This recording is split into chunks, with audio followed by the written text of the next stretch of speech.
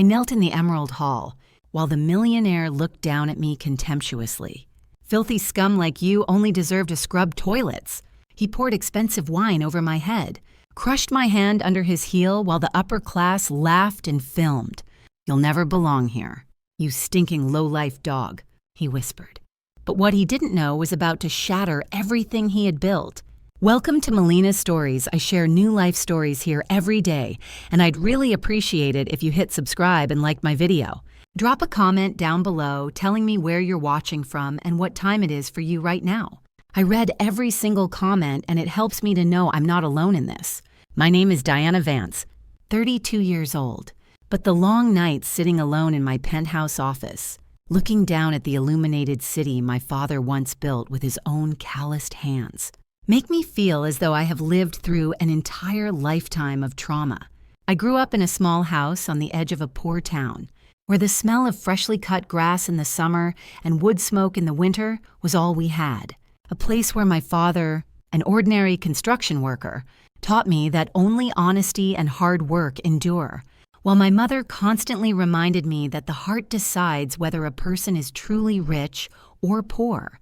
My father raised this magnificent Grand Emerald Hotel from nothing, but he passed away because of wolves in human clothing, leaving me with a promise to protect his legacy and never let anyone continue to trample on honest people. That is why I learned how to disappear, how to wear the oldest protective gear, smeared with paint, grease, and the scent of cheap sweat, bowing my head while carrying a mop bucket like an invisible janitor among those I signed billion-dollar contracts with from afar. I needed to see their true faces when they thought no one of importance was watching. These wealthy individuals with expensive perfumes, $100,000 watches, and polished leather shoes that cost an entire year's salary of an average worker. And they showed me in a way so cruel and shocking that it made my blood boil. I knelt in the middle of the Grand Emerald Hall as premium red wine, the kind where a single bottle could buy my entire childhood home, streamed down my face, soaking my cheap, stained protective suit, freezing and bitter, like the very contempt of the upper class. Blood from my palm, sliced by porcelain shards, dripped onto the expensive imported red carpet, mingling with the wine, while the crowd in $10,000 evening gowns mocked me with laughter that echoed like knives cutting into flesh. A diamond-encrusted noble lady covered her nose and shrieked, "My God, the disgusting stench of poverty. Why was this trash even allowed in here?" Julian Blackwood strode over, his bespoke tuxedo shimmering under the $1,000,000 crystal chandeliers, his perfect smile twisting into a look of absolute disdain. He raised his wine glass high and declared loudly for the entire hall to hear, "You filthy piece of trash. You've ruined my atmosphere. You penniless bitch. Your kind is only fit to scrub our toilets." Then he poured the glass of wine directly over my head, each expensive drop overflowing across my eyes and lips, soaking into my tattered collar as if to remind me that I would forever be an inferior being in his eyes. Not satisfied yet, Marcus Hale, wearing a custom-tailored suit and the Rolex watch my father once gifted him, smirked with delight. He raised his sharp, luxury crocodile leather heel and stamped down hard on my bleeding hand, grinding it as if to crush the bone. "Commoners like you only deserve to be under our soles," he whispered loudly enough for me to hear, while the crowd clapped in approval, taking photos for social media and guffawing as if watching a cheap comedy act. They laughed loudly because they thought they stood above all things. They covered their noses at the smell of poverty. They whispered words like squalid, low class, and deserving to be swept away like trash. They took pictures to brag on social media about how they had disciplined an insolent servant. They thought I was just a maggot, an ant deserving of being crushed and humiliated before 100 wealthy eyes. But they had no idea that beneath that layer of mud, blood, expensive wine, and humiliation, I am the one who owns every brick, every inch of soil, and every cent of profit in this place. That night was no accident. It was a test that they failed miserably and beyond salvation. The pain from my hand, crushed under the stiletto heel, throbbed like a knife cut, leaving my fingers bleeding on the red carpet. Cold wine dripped from my hair, soaking through my paint-stained protective overalls. In the middle of the Grand Emerald's brilliant hall, the crystal chandeliers cast their light upon the gold-trimmed walls and polished marble floors.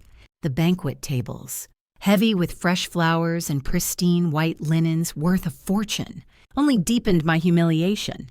Before the contemptuous gazes of the elite, I was nothing more than an inferior being who had just been trampled upon, both physically and in my human dignity, kneeling there in my dirty work clothes like a stain nobody wanted to touch. Guests stood back, noses wrinkled, whispering loud enough for me to hear. One man in a tuxedo muttered to his wife, "How did the help get in here? She smells like a basement."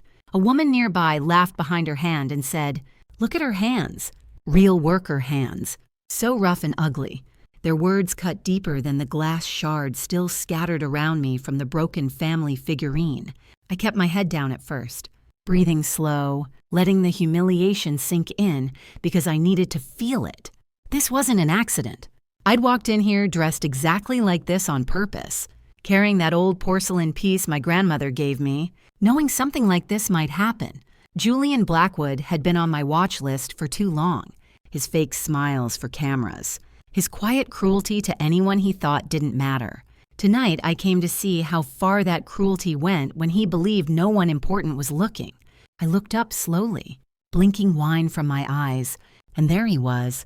Julian Blackwood stood across the circle of onlookers, arm looped around a famous movie star in a silver gown that sparkled with every breath she took. He was laughing at something she said, head tilted back, teeth perfect and white, looking every bit the generous millionaire everyone adored. Cameras flashed around them, catching the perfect moment. But then his eyes swept the room, landed on the mess in the center, landed on me, and everything changed. That warm, radiant smile stayed frozen on his face for the photographers, but his eyes turned ice cold and cruel the second they met mine. I saw it clear as day, pure disgust, like I was something stuck to the bottom of his expensive shoe. My appearance was no coincidence, and his cruelty had been long anticipated. Julian let go of the movie star and walked forward, the crowd parting for him like he owned the air itself. His polished black shoes stopped right in front of me. One of them came down deliberately on the last big piece of my broken heirloom, grinding it slowly into dust. The crunch made a few people gasp, then chuckle. He didn't even look at the fragments, just stared down at me with that same cold glare. "Get this trash out of my sight," he said loudly, voice smooth but sharp enough to cut. Security moved in fast, two big guys in suits grabbing my arms and hauling me up. My bucket clattered to the floor, mop handle rolling away. People stepped back farther, some covering their noses, others snapping photos on their phones. A woman near the front sneered. "She doesn't belong here with decent people," another man added. Probably snuck in to steal something. Julian bent down a little, close enough that I could smell his expensive cologne mixed with wine on his breath. He picked up his glass from a passing tray, swirled it once, and smiled that fake smile again for the cameras. Then, without warning, he tipped the whole thing over my head. Cold red wine poured down in a thick stream, soaking my hair, running into my eyes, dripping off my chin onto the carpet. The crowd burst into open laughter now, loud and mean. "There," Julian announced, loud enough for everyone to hear. "A reward for the inferior. Maybe it'll wash some of that filth off you." More laughter rippled through the room. Someone clapped. The movie star on his arm giggled behind her hand, like it was the funniest thing she'd seen all week. I stood there dripping, blood from my cut hand mixing with wine on the carpet, feeling every pair of eyes judging me, dismissing me, hating me for simply existing in their space. A reporter shoved a microphone closer, asking Julian, "Mr. Blackwood, care to comment on this disturbance?" He just waved a hand like swatting a fly. "Just cleaning up the place," he said, and the laughter grew louder. Security tightened their grip on my arms, dragging me backward toward the side door. My boots scraped the carpet, leaving wet red streaks. I didn't fight them. I kept my eyes on Julian the whole time, watching him turn back to his guests, already charming them again, accepting praise for handling the problem so well. But he didn't know I'd been waiting for this exact moment. Every word, every laugh, every drop of wine and blood, it was all part of the test I'd set up months ago, and Julian Blackwood had just failed it completely. My appearance was no coincidence, and his cruelty had been long anticipated. Julian let go of the movie star's waist and stepped forward like he was walking onto a stage built just for him. The crowd quieted a little, watching their hero handle the mess. His polished shoes stopped inches from my knees. He looked down at me the way someone looks at a bug on their kitchen floor, disgusted, annoyed, ready to squash it. I stayed on the carpet, wine still dripping from my hair, blood running from the cuts on my hand. The broken pieces of my grandmother's porcelain figurine lay scattered around me like tiny white shards of memory. I reached for one slowly, carefully, even though my fingers shook from pain. It was the head of the little angel she'd given me when I was 10, the one she said would always watch over me. Now its painted smile was cracked right down the middle. Julian watched me pick it up. His lip curled, still scavenging. Even when you're already trash. A few people laughed. Someone behind him muttered, "Pathetic." Another voice, a woman's, added, "People like her always want something for nothing." I didn't answer. I just kept gathering the pieces, one by one, placing them gently in my palm. Money can buy the finest suit, but it can never cover a rotten soul. I thought it over and over while I worked, letting the words steady me. Daddy used to say that whenever he saw rich men treat workers badly on his construction sites, he'd built half the skyline in this city with his own hands, and he never forgot what it felt like to be looked down on. Julian shifted his weight, impatient. "You shouldn't even be in this room," he said loudly, making sure the reporters heard. "This is for donors, not cleaners." More laughs. A man nearby lifted his phone and started recording. "Look at her clothes," he said to his friend, like she rolled straight out of a dumpster. I picked up another piece, the wing this time. It was so thin it almost cut me again. Julian's shadow fell over me as he crouched down, pretending to help but really just getting closer to the cameras. His expensive cologne mixed with the wine smell and made my stomach turn. He reached out like he was going to take the broken angel from my hand. I pulled back just enough. His eyes flashed with anger.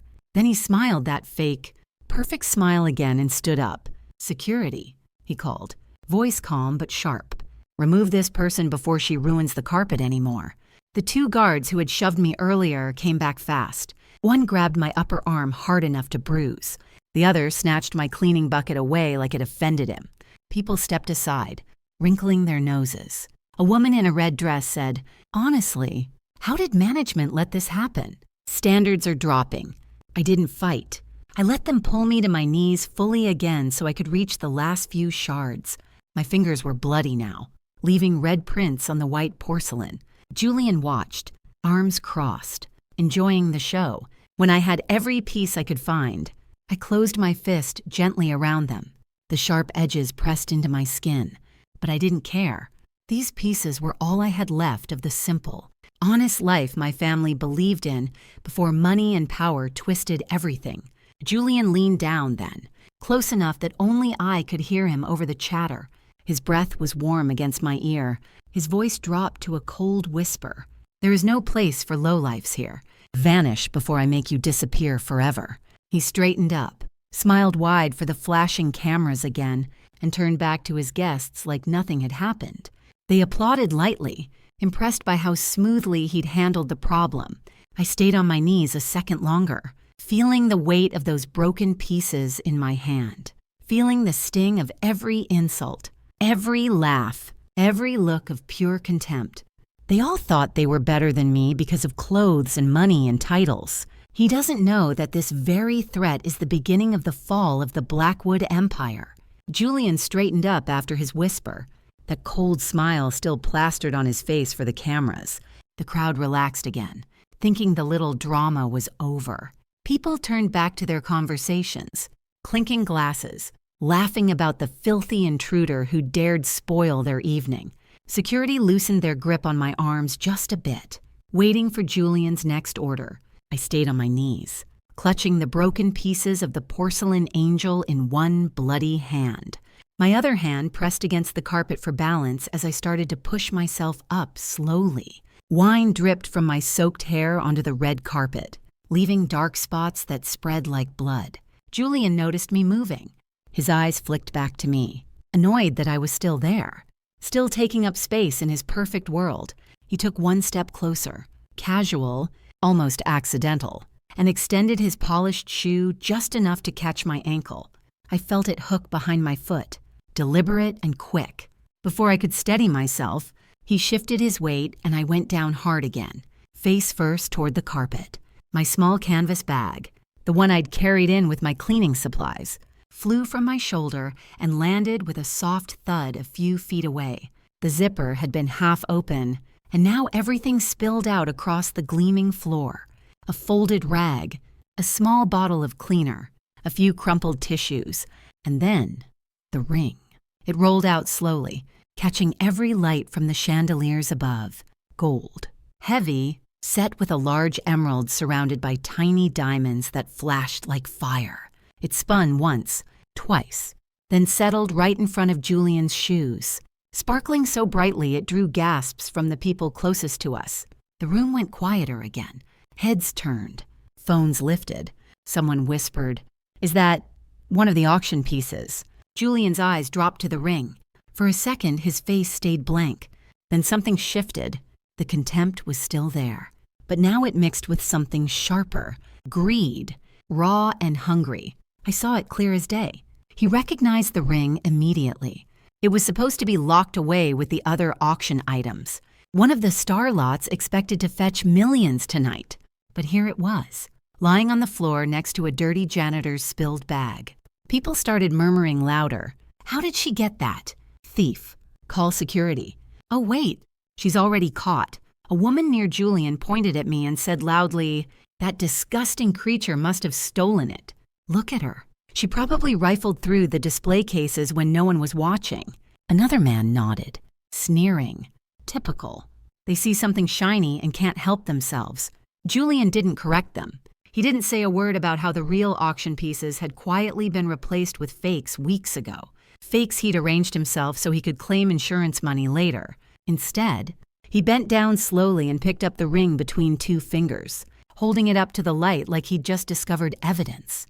The cameras flashed faster now. Reporters pushed closer. Julian turned the ring so everyone could see it, his expression perfectly shocked and righteous. But I caught the quick glance he shot toward his security team. 3 more men in black suits standing near the edges of the crowd. He gave them the smallest nod, almost invisible, then flicked his eyes toward me. The guards started moving in, spreading out to block any escape. One step behind me, another to my left, the third cutting off the path toward the main doors. The circle tightened. No one in the crowd noticed the signal. They were too busy staring at the ring and at me with open disgust. Poor thing probably thought she could pawn it and live like a real person for once. Someone laughed. Julian slipped the ring into his pocket smoothly, then looked down at me again. His expression shifted fully now, contempt mixed with absolute greed as he realized the true value of what had just fallen into his hands. Not just the ring itself, but the perfect scapegoat kneeling right in front of him. He is secretly signaling his security team to surround me. A dark plan has just been formed. Julian stood there holding the ancient ring high, letting the chandeliers turn it into a fireball of green and gold light. The crowd leaned in, eyes wide, waiting for him to speak. He let the silence stretch just long enough to build drama. Then his voice rang out clear and accusing across the ballroom. "This janitor has stolen our auction artifact." The words hit like a slap. The entire room seemed to suck in one sharp breath. Then the outrage exploded. People gasped. Hands flew to mouths. Heads shook in disbelief. "Thief!" someone shouted from the back. "How dare she?" a woman hissed nearby. Another man growled. "Disgusting. Stealing from charity." Phones whipped up faster than before. Reporters shoved through the crowd. Lenses aimed straight at my face like guns. Flashes popped over and over, blinding me. I could feel the heat of their judgment, the way they all decided in 1 second that I was guilty, worthless, criminal. Julian kept the ring raised, turning slowly so every camera caught it. His face was perfect, shocked, disappointed. The wounded hero protecting his precious event. "I can't believe this," he said, voice dripping with fake sadness. "On a night meant for giving, someone sneaks in to take..." The crowd murmured agreement. "Get her out of here." A woman in diamonds snapped. "People like that don't deserve to breathe the same air." Someone else added loudly, "Lock her up. Teach her a lesson." I stayed on my knees, blood and wine mixing on my hands, staring up at him. The guards moved in fast now.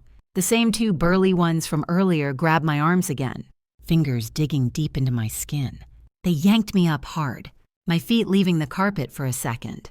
My toes barely scraped the floor as they hoisted me into the air between them, holding me up like a sack they couldn't wait to throw away.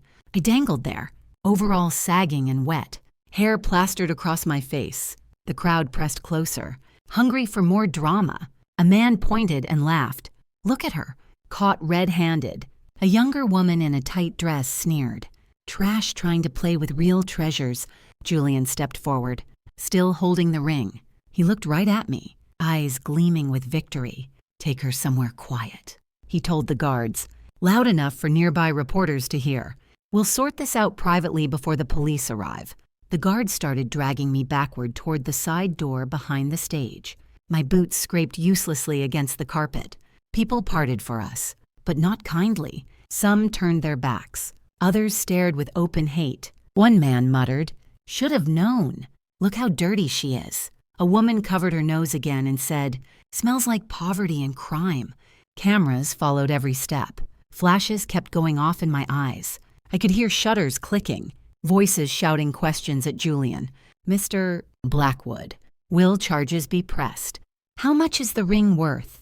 He answered smoothly, playing the perfect victim, promising justice for the betrayal. All I could do was hang there between the guards, arms twisted painfully, feeling the weight of every stare. They believed his story completely. To them, I was just a low-life thief who dared to touch their world. They didn't question him for a second. The side door loomed closer, dark and narrow compared to the bright ballroom. Beyond it waited whatever quiet place Julian had in mind. I knew it wouldn't be gentle.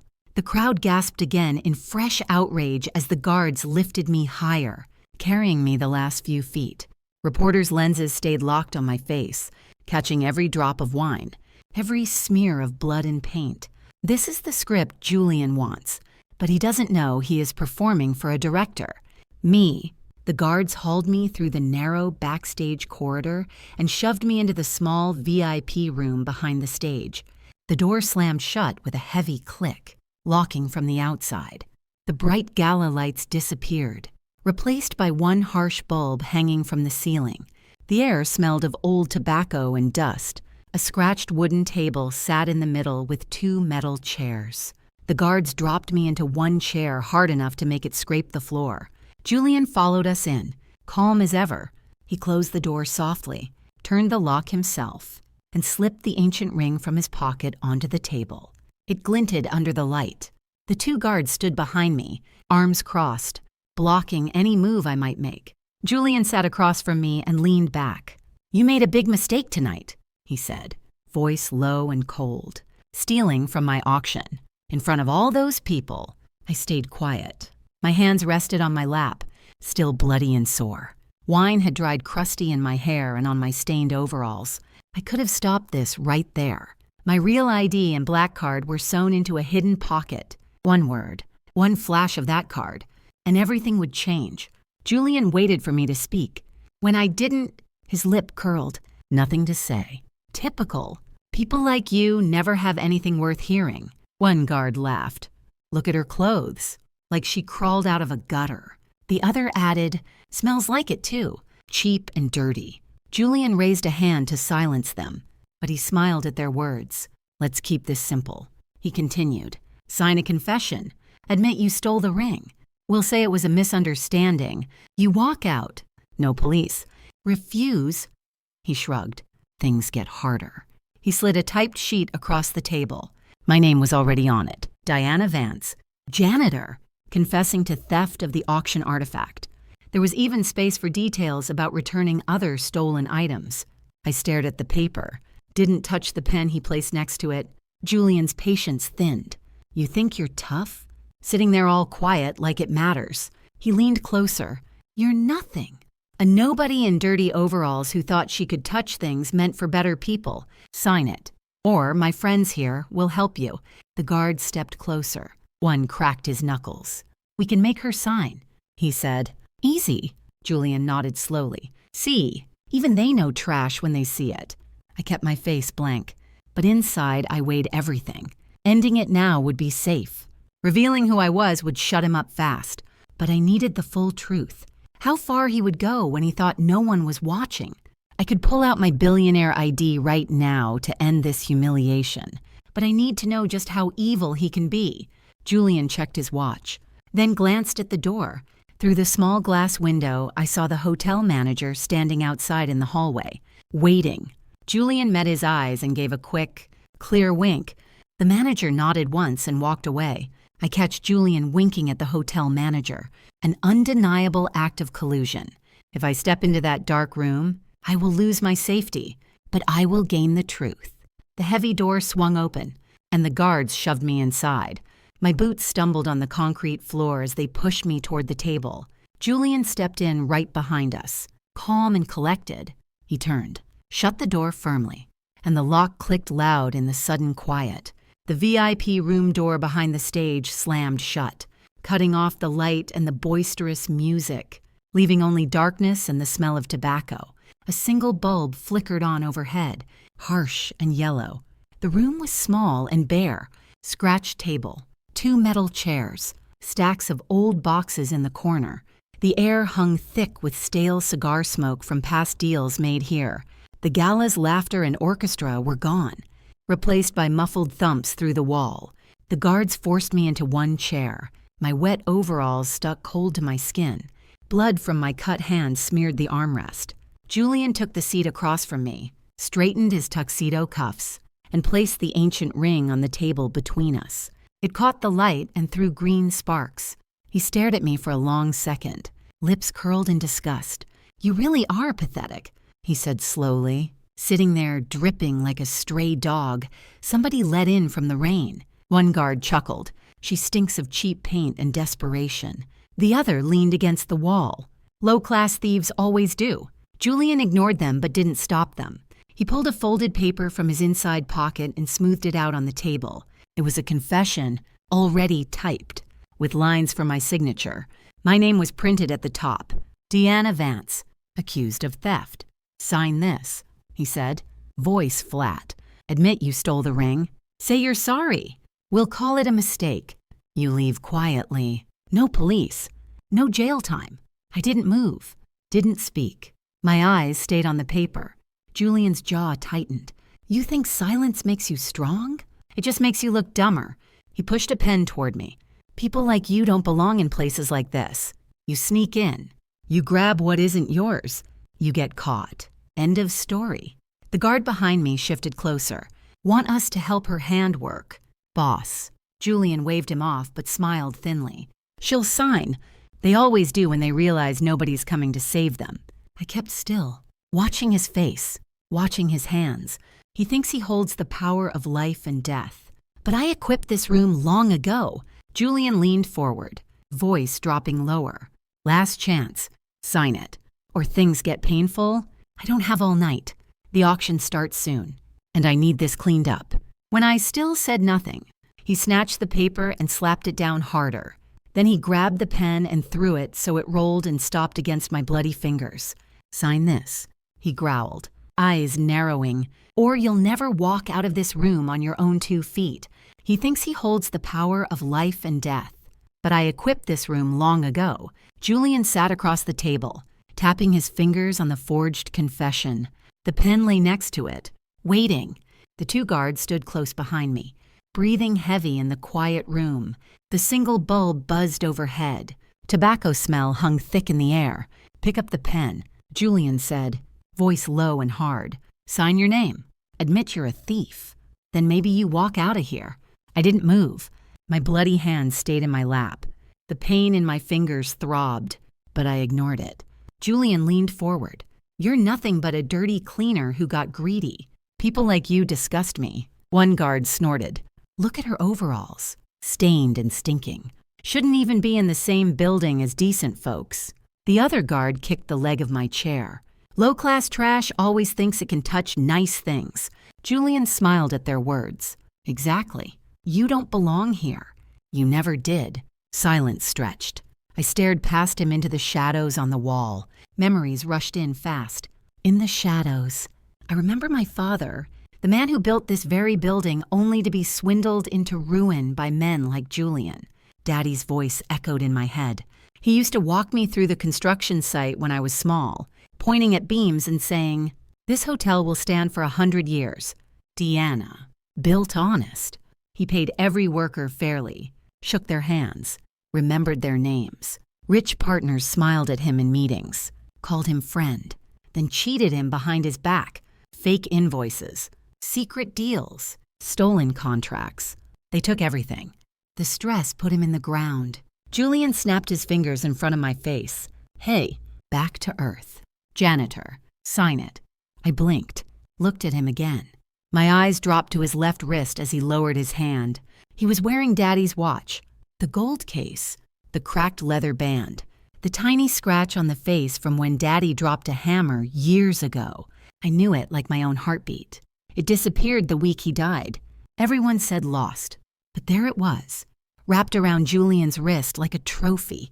Julian noticed my stare. He lifted his arm, turned the watch to the light. Like it found it at an estate sale. Belonged to some fool who couldn't hold on to money. The guards laughed loud. "Perfect for you. Boss, looks better on a winner. Losers don't deserve nice things." The other added, glaring at me. Julian dropped his hand. "Enough staring. Sign the damn paper before I let them break something." I discovered Julian is wearing my father's watch, the one he stole years ago. The final piece of the puzzle regarding my father's death sits right on the wrist of the man across from me. Julian saw me staring at the watch again. His eyes narrowed. Then he smirked, still fixated on things you can't have. Typical poor trash, always coveting what real people own. One guard grabbed my hair from behind and yanked my head back. "Keep your filthy eyes down." "Rat." The other spat on the floor near my boots. Disgusting creature. Probably never owned anything worth stealing before tonight. Julian's face turned dark red.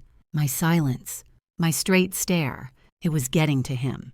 I sat still, chin up, refusing to flinch or speak. Defiant. That pushed him over. He roared like an animal, grabbed the edge of the heavy table, and flipped it with all his strength. Wood cracked loud against the wall. The confession paper flew. The pen clattered away. The ring bounced across the concrete. "You dare ignore me," he bellowed, voice shaking the small room. "You worthless, stinking lowlife." He kicked the metal chair beside him. It slammed into the door with a bang. Then he snatched the second chair and hurled it across the room. Metal screeched on floor. The guards laughed, feeding his rage. "She thinks she's tough. Boss, break the bitch." The other growled. Julian stormed around the wreckage, breathing hard. "You're nothing. A dirty janitor in rags who snuck in here like vermin. You think silence makes you strong? It makes you pathetic." He rushed at me, grabbed the front of my overalls, and yanked me out of the chair. Fabric ripped at the shoulder. He shook me hard. "Say something. You ugly scum."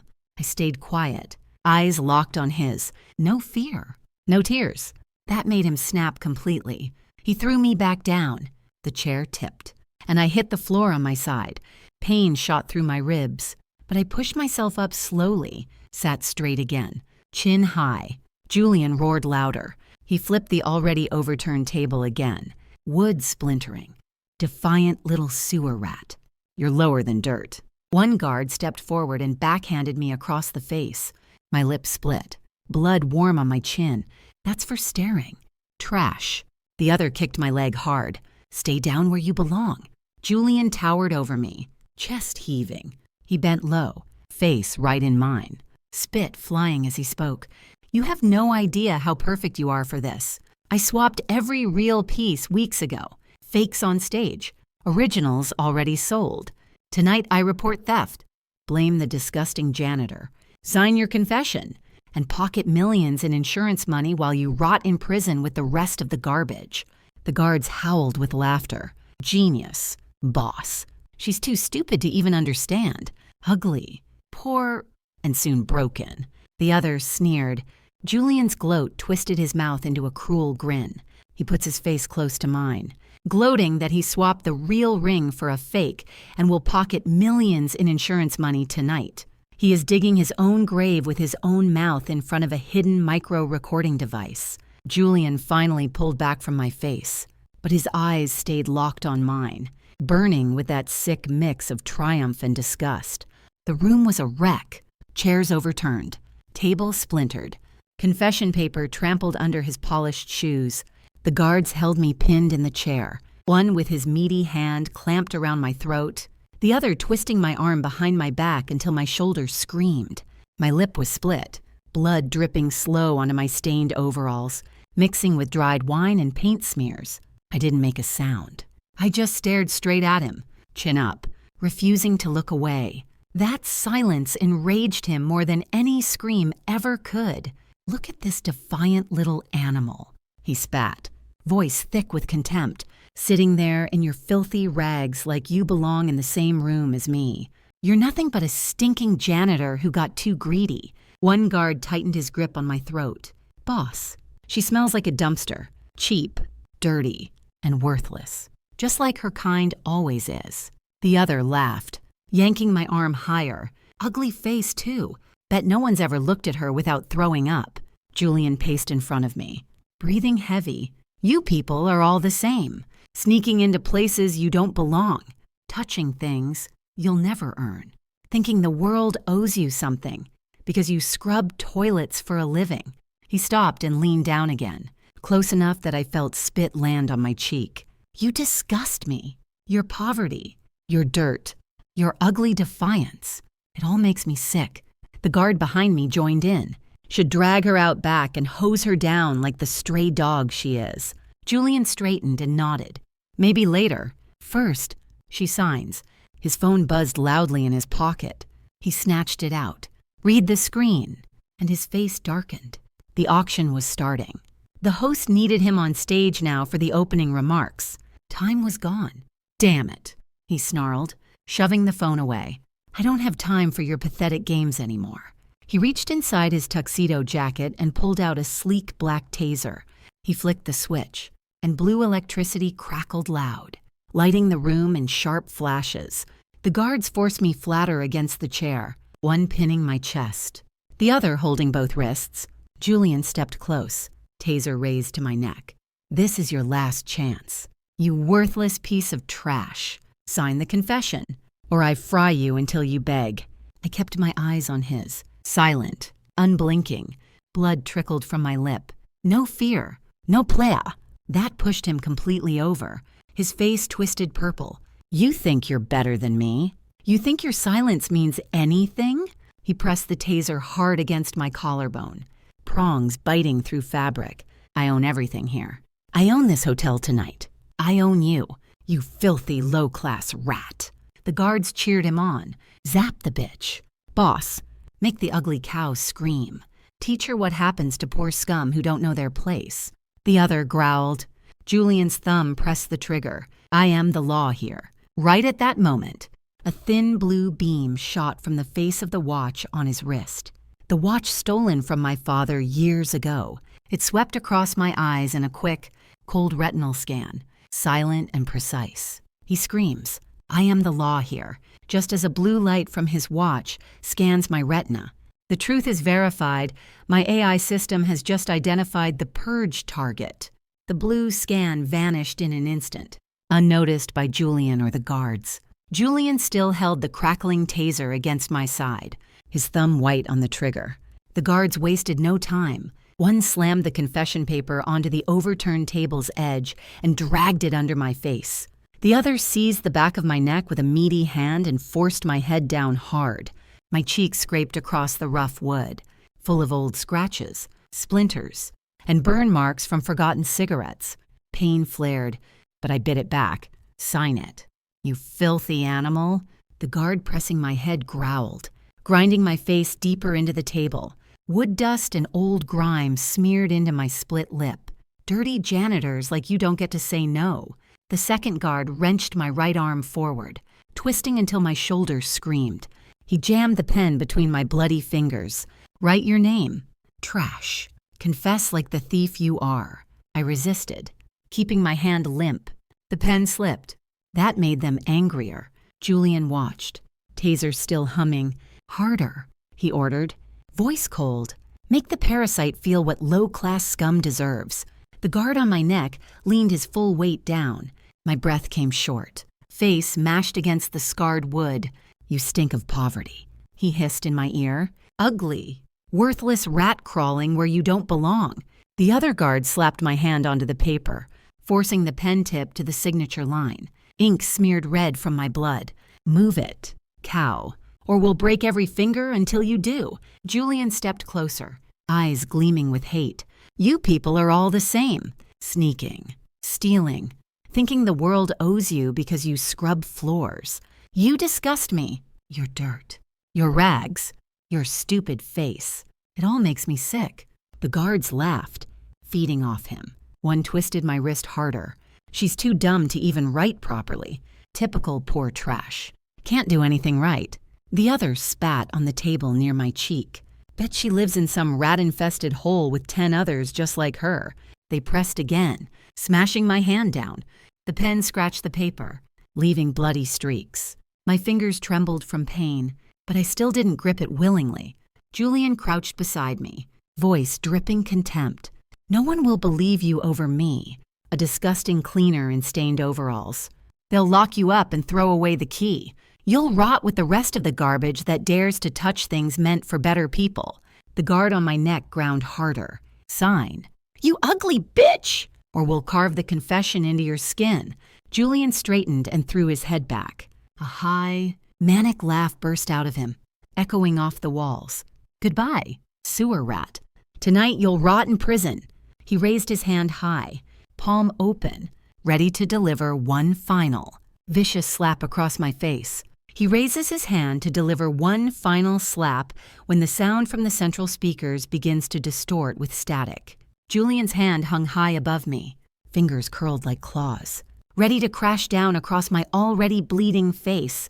His manic laugh still rang in my ears as the guards pinned me mercilessly against the scarred table. One had his full weight on my neck, grinding my cheek into the rough wood until splinters dug into my skin.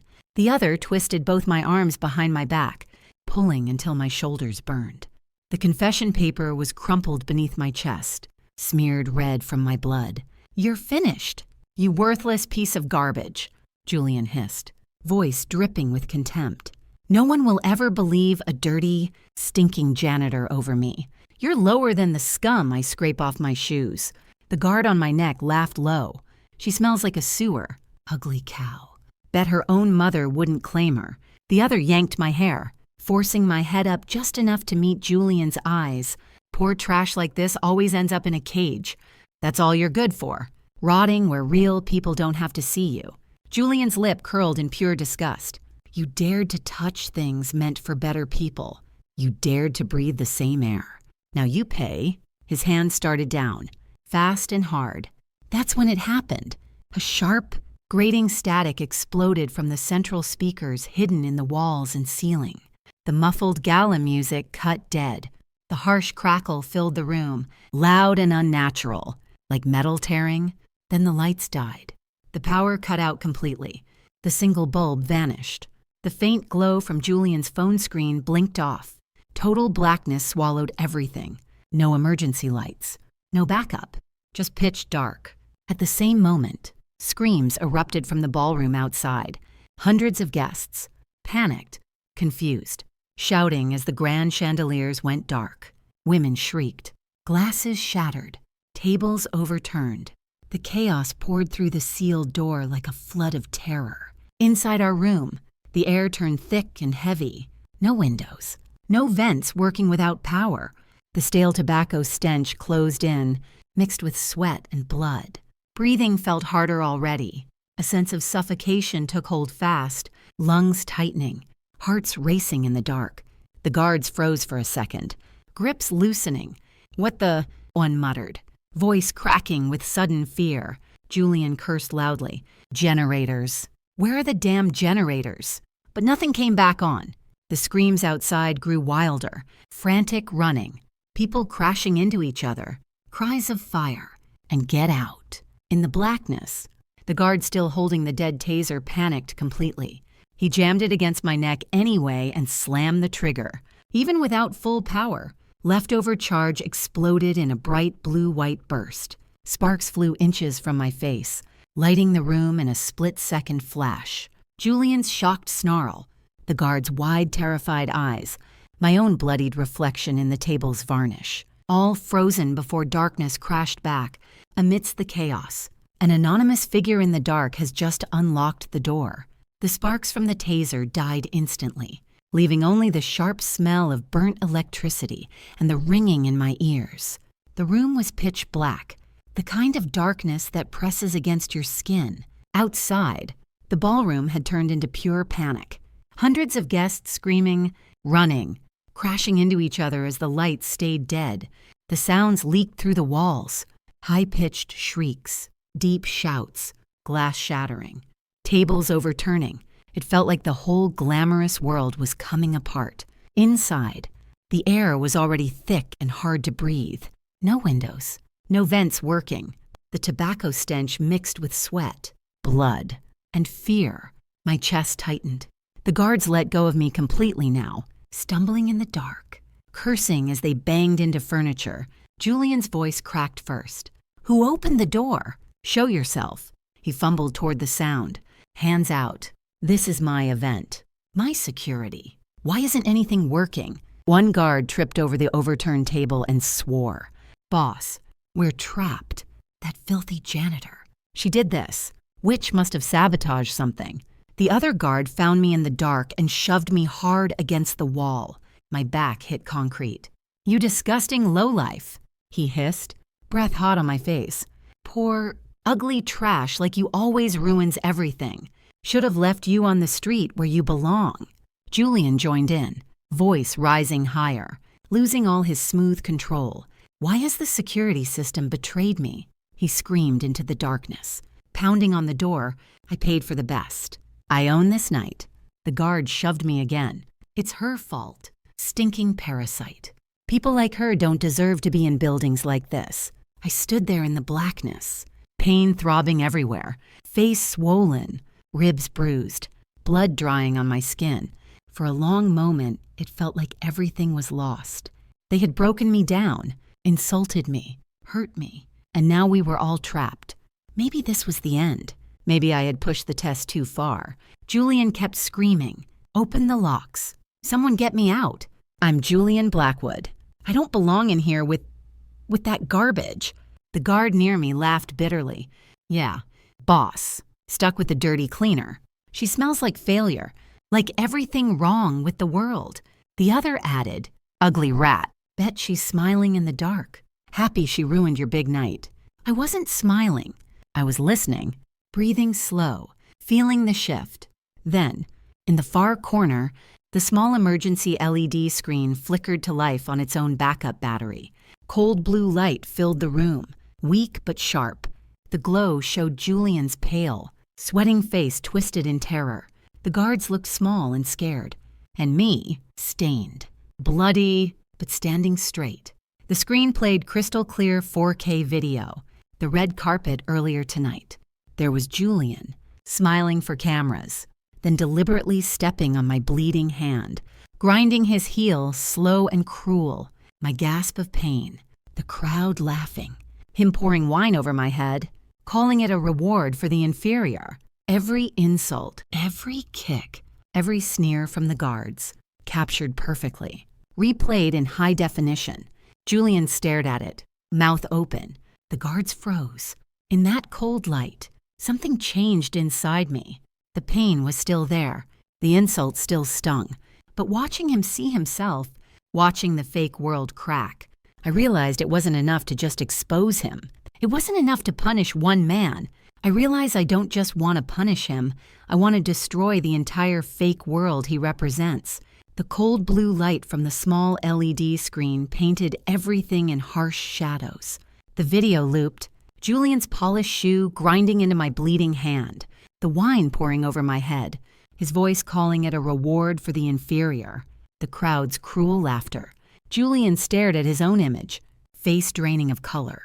The guards backed away from me, mouths open, suddenly unsure. Then the main door swung open on its own. Brilliant white light flooded in from the ballroom. Every chandelier blazed back to life at once. The massive LED walls across the hall lit up in perfect sync, broadcasting the same footage to the entire room. The assault, the humiliation, Julian's gloating confession about the insurance scam. The cold AI voice boomed through every speaker. Purge protocol activated. Subject: Julian Blackwood. Charges: fraud, assault, and moral depravity. The ballroom went dead silent. Thousands of guests turned as one toward the backstage door. I stepped out slowly, bloodied and stained, overalls hanging torn and wet. Julian stumbled out behind me, face twisted in fury. The guards followed, looking small and lost. I walk out of the VIP room as the ballroom lights flare up. Thousands of horrified eyes fixed on me and Julian. The crowd parted like I was fire. Women in diamonds gasped and clutched their pearls. Men in tuxedos lowered their phones, mouths open. The movie star who'd hung on Julian's arm earlier backed away, eyes wide with disgust. At him now, not me. Julian saw the screens, saw his own cruelty playing on loop for everyone. His face went purple. Lies, he screamed, voice cracking. That's edited. She's a filthy thief. A disgusting lowlife who doesn't belong here. He lunged straight at me, hands clawing for my throat, fingers curled like he wanted to rip the truth out of me. Shut your mouth. You ugly parasite. You're nothing. Garbage in rags. But he never touched me. Dozens of red laser dots bloomed across his chest like deadly flowers. The tactical team, black uniforms, rifles steady, had appeared from every entrance. They didn't move toward me. Every dot locked on Julian. He froze mid-lunge, hands still out, eyes wild. What is this? I'm Julian Blackwood. I'm the host.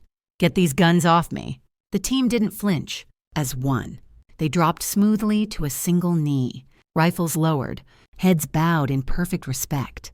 To me, the tactical team simultaneously drops to one knee as I begin to strip off my workers' overalls. The stained, torn fabric peeled away like an old skin. Underneath was the gown I had worn beneath the disguise all night. Liquid gold leaf on silk, catching every chandelier beam and throwing it back like fire. The ballroom gasped as one. Diamonds stopped sparkling on throats because every eye was on me. I stepped out of the overalls pulled at my feet, kicked them aside, and walked barefoot across the stage. Blood still streaked my arms. Wine still stained my hair, but the gown made me look like a queen who had just walked through hell and come out shining. Julian's face collapsed. The red dots never left his chest. He opened his mouth, tried to speak, but only a broken sound came out. His guards dropped to their knees, too, not in respect, but because their legs gave out. 2 officers from the task force stepped forward with steady strides, their black boots silent on the marble. Cuffs glinted in their hands. Julian's eyes widened in raw panic. He jerked back, but the red laser dots held him frozen for a second before he found his voice. High, shrill, desperate. "You can't touch me," he shrieked, looking around at the crowd for help that wasn't coming. "I'm Julian Blackwood. This is my event. My auction. She's the criminal here. A liar. A filthy, low-class liar who doesn't belong anywhere near decent people." The officers didn't even blink. One grabbed his left arm, the other his right.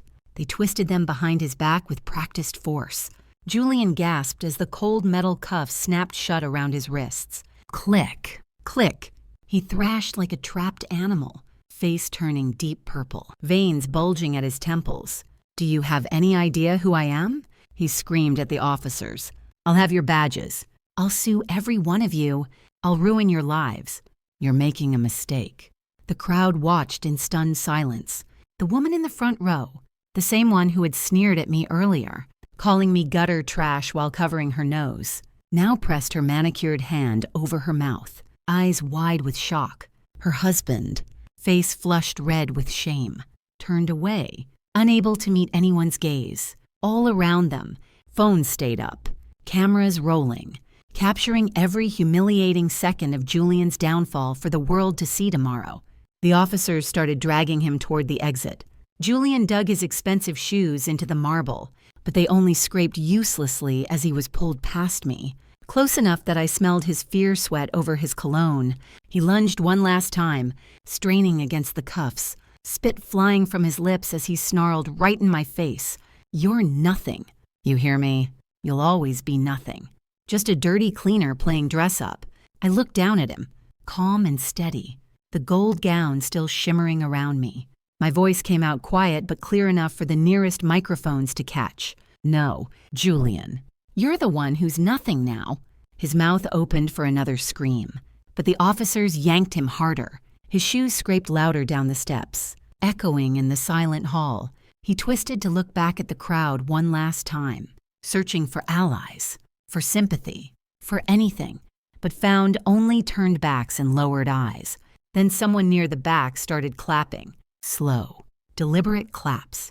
A waiter in a white jacket joined in, then a maid near the side door. Another and another. Soon the whole room thundered with applause. Not mocking, not polite, but real and powerful. It wasn't for Julian. It was for justice finally served. The officers hauled him out through the main doors. Julian's shouts faded down the hallway, growing smaller and more pathetic with every step until they were gone. I walked to the center of the stage with steady steps, the gold-leafed gown whispering against the polished wood. The stunned MC stood frozen, microphone still in his hand, eyes wide as he realized who I truly was. I gently took it from him. He didn't resist, and the sound system responded instantly, amplifiers humming to life under my control. My voice rang clear and strong through the ballroom, reaching every corner, every table, every ashamed face. "This party isn't over," I said, pausing to let the words settle over the silent crowd. "But from now on, Beverly Hills will have no room for those who despise the value of labor." A ripple of murmurs spread, but no one dared speak loudly. The massive screens behind me shifted smoothly from the damning evidence footage to the new banner I had prepared months in advance. The Vance Labor Dignity Fund, in bold, simple letters. Every auction item reappeared one by one on screen, with fresh descriptions glowing beside them. Proceeds now redirected 100% to support workers who'd been cheated out of fair pay, insulted for their honest jobs, and broken by the cruelty of men like Julian. The room hung in silence for one long heartbeat. Everyone waited, breath held. Then, from the back near the service doors, a waitress still holding her silver tray of empty champagne flutes started clapping, slow at first, then stronger. "Thank you," she whispered, voice cracking, but loud enough for those nearby to hear. A chef in crisp white stepped out from the kitchen entrance and joined her, clapping firmly. "Finally," he muttered, shaking his head. A janitor near the side door, still in his work uniform, put down his mop and applauded with tears in his eyes. "For all of us," he said quietly. A valet in his red jacket added his hands, then another server, then more. Soon half the staff were on their feet, clapping the loudest, some wiping tears, others nodding fiercely. Their applause thundered through the hall, raw and real. The wealthy guests shifted uncomfortably in their seats. Some exchanged uneasy glances, faces flushed with shame. A few whispered. We didn't know, but most stayed silent. Several slipped out quietly through side exits, heads down, unable to face the truth. Others remained frozen, faces pale as they realized the woman they had mocked, insulted, and dismissed. The one they called trash, owned the entire hotel they stood in, the stage beneath my feet, the very ground of their privileged world. I let the staff's applause wash over me, meeting their eyes with a small nod of gratitude. This moment wasn't just for me. It was for every person who had ever been looked down on for doing honest work. The clapping continued, growing stronger, carrying the promise of change. I set the microphone down, turned my back on the empty space where Julian had stood, and walked off the stage. The gold-leafed gown shimmered under the lights as the applause followed me out, revealing a gold-leafed gown shimmering under the lights. I stand on the main stage, watching Julian being hauled away in utter disgrace. I announce, "This party isn't over, but from now on, Beverly Hills will have no room for those who despise the value of labor." My dear friends, come closer. Let me speak to you from my heart. Tonight I shared this story with you because I know so many of you have felt that same pain, the quiet hurt when someone looks down on you, when they treat you like you're invisible or less than human just because of the work you do with your hands. Many of you have sacrificed everything for your families, worked long hours without complaint, given love that wasn't returned the way it deserved, and still carried on with dignity. This story was for you, for every mother, grandmother, daughter who has ever been made to feel small. You are seen. You are valuable. Your kindness and strength are the real gold in this world. Did you feel something while watching? Did it bring back memories? Please, tell me in the comments. I read every single one. What city are you watching from tonight? Are you alone with a cup of tea? Or with your family close by? Share your own story with me. I promise I'll be there reading, feeling with you. Thank you, truly, from the bottom of my heart for being here with me tonight. You are my family in this journey. On screen right now, you'll see 2 more real-life stories I carefully chose. They're powerful, full of heart and lessons, just like this one.